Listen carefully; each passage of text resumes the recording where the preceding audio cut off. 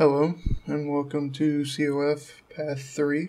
This is not a speedrunning guide, it's simply a guide for newer players doing the dungeon for the first time. Let's get started.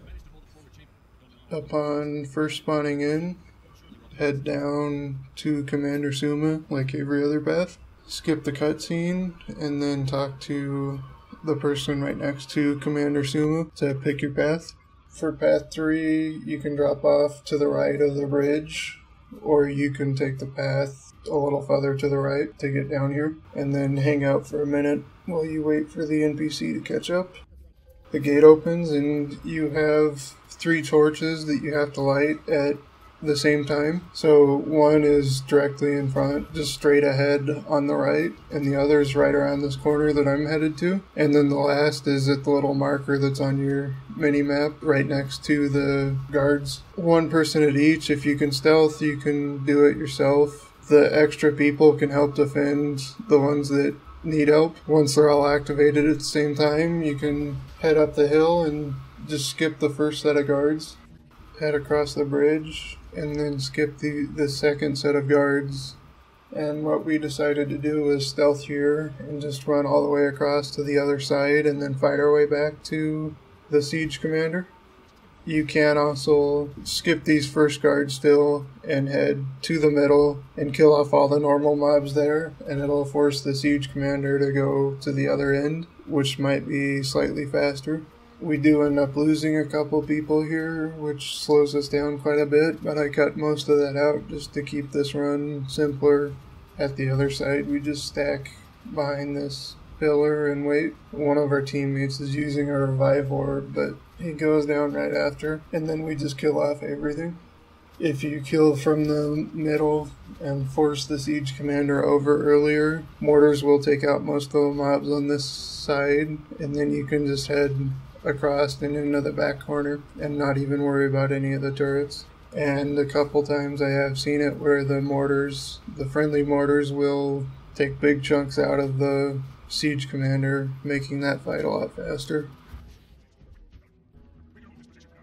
Once enough mobs are dead, the siege commander heads across the bridge and into the back corner, and all you have to do is chase him down and kill him off. He's a fairly easy fight, but he does hit hard, so just try and stay behind him as a melee character, or stay at range as a ranged character. He should go down fairly quickly, and then you can grab your chest and move on. You might have to wait a second or two for the cutscene, and there might be a guard left that you have to finish off. And if you're very unlucky, you might run into an issue of this part bugging out and not being able to get past.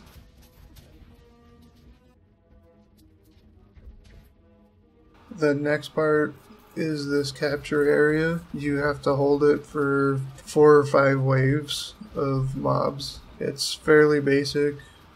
A couple of the mobs do hit hard, but you should be fine. Just stay alive. Don't bother rezzing any of the NPCs as they don't really contribute. Try and keep all your team alive, and if you stay at range, you can avoid a lot of the damage. If you die here, you do have to restart this whole section, so you have to go through all the waves again. So preferably don't die, but if you do, you just gotta start over. And after doing it once, it should be a little easier. Once it's done, the door opens to the main central area, and you get a new waypoint right next to this spot. And additionally, a door opens into a hallway. And the hallway is what we're headed to next. So grab your chest and we'll head to the hallway.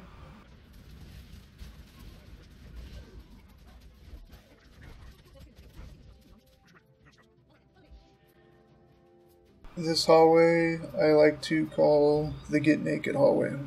Either you strip down now, or by the end of it, your armor's all broken.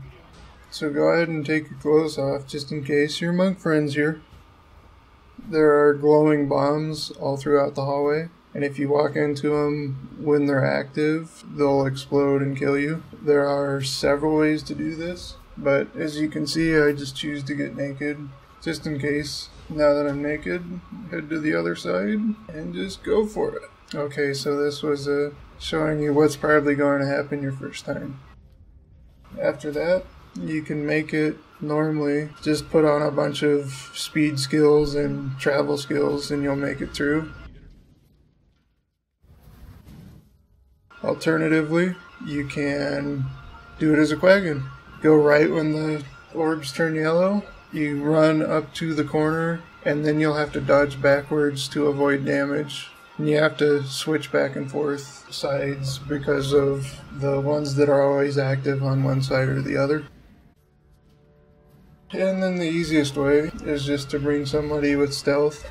I just spawn a smoke field and blast it, and then run through. Nothing will explode on you, so your path doesn't matter. It's the easiest way to do it.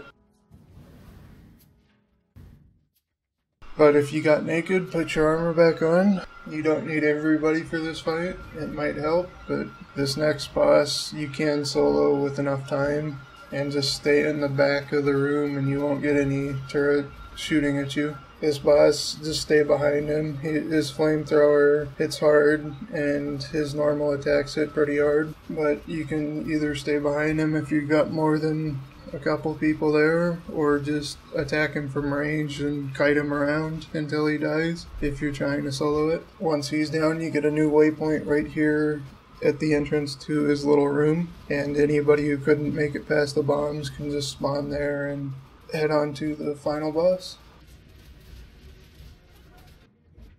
Just head through the tunnel along the path. It's a right out of the room. And then you'll get to this big lava room with the boss on the middle of the platform. This boss is probably the most challenging for many people, but he is fairly simple as long as you know what you're doing. So when you first get there, just jump on him and put DPS on him. He will go invulnerable periodically and spawn a knockback wave, kind of similar to Quaddles, and it will push you into lava. If you get pushed into the lava and die in it, you will be unresable. It should teleport you out to the middle of the platform, but it doesn't always. So just try and stay away from the edges. He also has a knockback, and he hits fairly hard. So just let one person tank him and stay behind him. The farther you drag him away from the center, the longer the fight takes because he'll spend more time invulnerable. So if you try and stay stacked in the middle, you should be fine. The shockwave, you want to dodge through it. He'll jump up or float into the air and then pound down. And you can see the first one spawns about a second or two after he hits the ground. And if you dodge right when you see that first one, you can avoid all of the shockwave, and then you're right there in the middle, the DPS him down still. And then he goes down, grab your final chests, and wait for your daily reward chest. I hope this helped. Thanks for watching. If you're interested in running any of the other paths, there are links on the screen now.